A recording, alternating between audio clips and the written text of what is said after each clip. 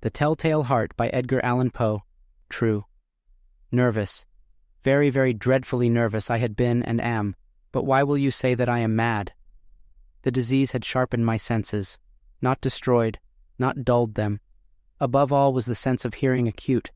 I heard all things in the heaven and in the earth. I heard many things in hell. How then am I mad?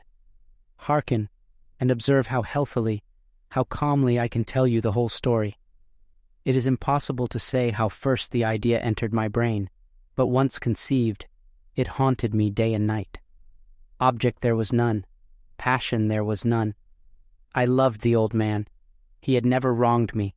He had never given me insult. For his gold I had no desire. I think it was his eye.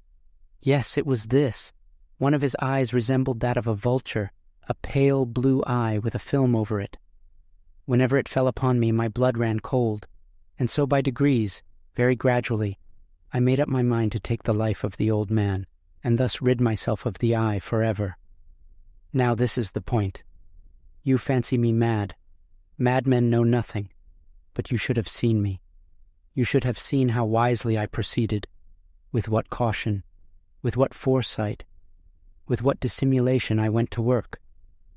I was never kinder to the old man than during the whole week before I killed him, and every night about midnight I turned the latch of his door and opened it, oh so gently.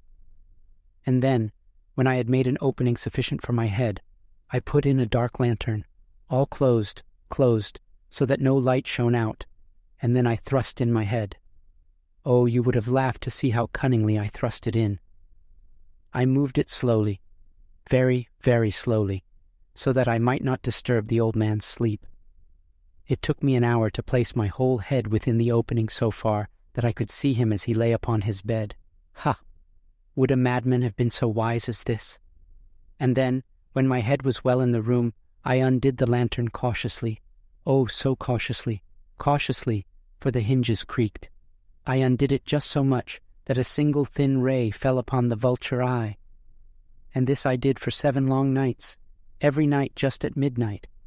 But I found the eye always closed, and so it was impossible to do the work, for it was not the old man who vexed me, but his evil eye. And every morning when the day broke, I went boldly into the chamber, and spoke courageously to him, calling him by name in a hearty tone, and inquiring how he had passed the night. So you see, he would have been a very profound old man, indeed, to suspect that every night, just at 12, I looked in upon him while he slept. Upon the 8th night, I was more than usually cautious in opening the door. A watch's minute hand moves more quickly than did mine. Never before that night had I felt the extent of my own powers, of my sagacity. I could scarcely contain my feelings of triumph. To think that there I was, opening the door, little by little, and he not even to dream of my secret deeds or thoughts. I fairly chuckled at the idea, and perhaps he heard me, for he moved on the bed suddenly, as if startled. Now you may think that I drew back, but no. His room was as black as pitch with the thick darkness, for the shutters were close fastened, through fear of robbers, and so I knew that he could not see the opening of the door, and I kept pushing it on steadily. I had my head in, and was about to open the lantern, when my thumb slipped upon the tin fastening, and the old man sprang up in the bed, crying out, "Who's there?" I kept quite still and said nothing. For a whole hour I did not move a muscle, and in the meantime I did not hear him lie down. He was still sitting up in the bed listening, just as I have done, night after night, hearkening to the death watches in the wall. Presently I heard a slight groan, and I knew it was the groan of mortal terror. It was not a groan of pain or of grief. Oh, no! It was the low, stifled sound that arises from the bottom of the soul when overcharged with awe. I knew the sound well. Many a night, just at midnight, when all the world slept, it has welled up from my own bosom, deepening with its dreadful echo the terrors that distracted me. I say I knew it well. I knew what the old man felt, and pitied him, although I chuckled at heart. I knew that he had been lying awake ever since the first slight noise, when he had turned in the bed. His fears had been ever since growing upon him. He had been trying to fancy them causeless, but could not. He had been saying to himself, "It is nothing but the wind in the chimney. It is only a mouse crossing the floor," or "It is merely a cricket which has made a single chirp." Yes, he has been trying to comfort himself with these suppositions, but he had found all in vain, because death, in approaching him, had stalked with his black shadow before him and enveloped the victim. And it was the mournful influence of the unperceived shadow that caused him to feel, although he neither saw nor heard, to feel the presence of my head within the room. When I had waited a long time, very patiently, without hearing him lie down, I resolved to open a very, very little crevice in the lantern. So I opened it.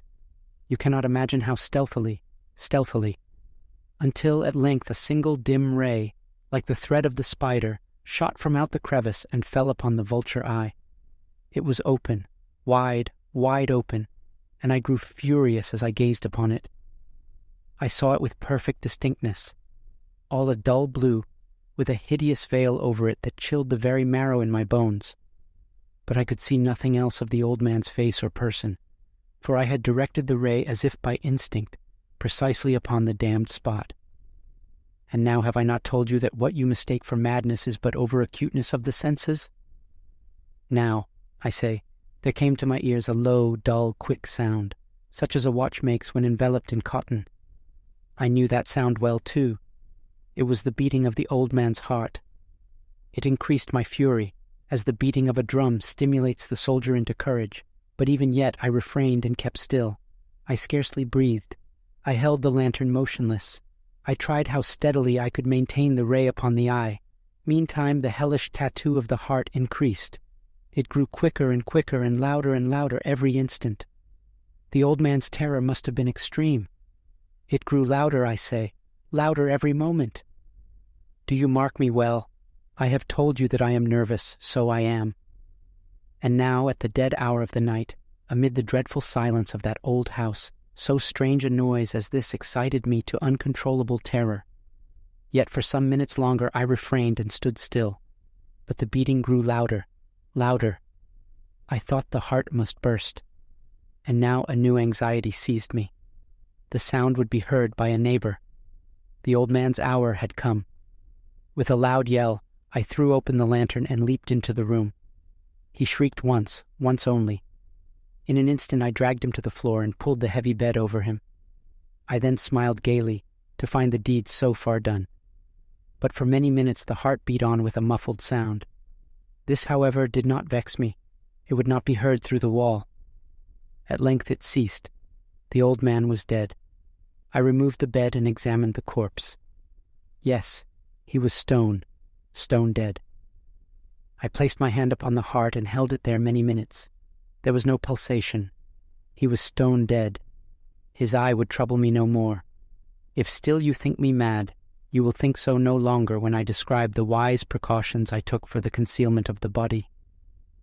The night waned, and I worked hastily, but in silence. First of all, I dismembered the corpse. I cut off the head and the arms and the legs. I then took up 3 planks from the flooring of the chamber and deposited all between the scantlings.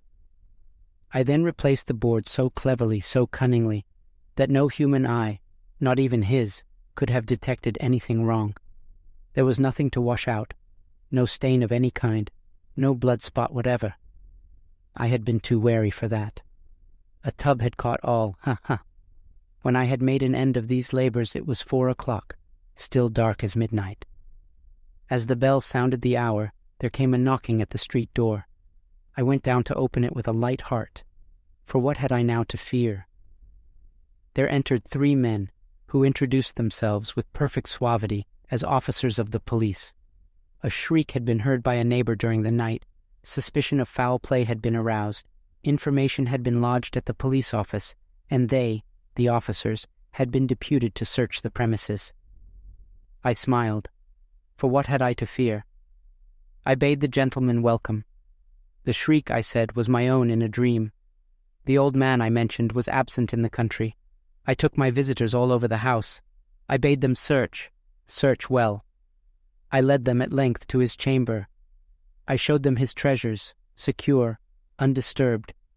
In the enthusiasm of my confidence, I brought chairs into the room, and desired them here to rest from their fatigues, while I myself, in the wild audacity of my perfect triumph, placed my own seat upon the very spot beneath which reposed the corpse of the victim. The officers were satisfied. My manner had convinced them. I was singularly at ease. They sat, and while I answered cheerily, they chatted of familiar things. But ere long, I felt myself getting pale, and wished them gone. My head ached, and I fancied a ringing in my ears, but still they sat and still chatted. The ringing became more distinct. It continued and became more distinct. I talked more freely to get rid of the feeling, but it continued and gained definitiveness, until at length I found that the noise was not within my ears. No doubt I now grew very pale, but I talked more fluently and with a heightened voice. Yet the sound increased, and what could I do? It was a low, dull, quick sound, much such a sound as a watch makes when enveloped in cotton. I gasped for breath, and yet the officers heard it not. I talked more quickly, more vehemently, but the noise steadily increased. I arose and argued about trifles, in a high key and with violent gesticulations, but the noise steadily increased. Why would they not be gone? I paced the floor to and fro with heavy strides, as if excited to fury by the observations of the men, but the noise steadily increased. O God, what could I do? I foamed, I raved, I swore. I swung the chair upon which I had been sitting and grated it upon the boards, but the noise arose over all and continually increased. It grew louder, louder, louder, and still the men chatted pleasantly and smiled. Was it possible they heard not? Almighty God! No, they heard and they suspected, they knew. They were making a mockery of my horror. This I thought, and this I think. But anything was better than this agony. Anything was more tolerable than this derision.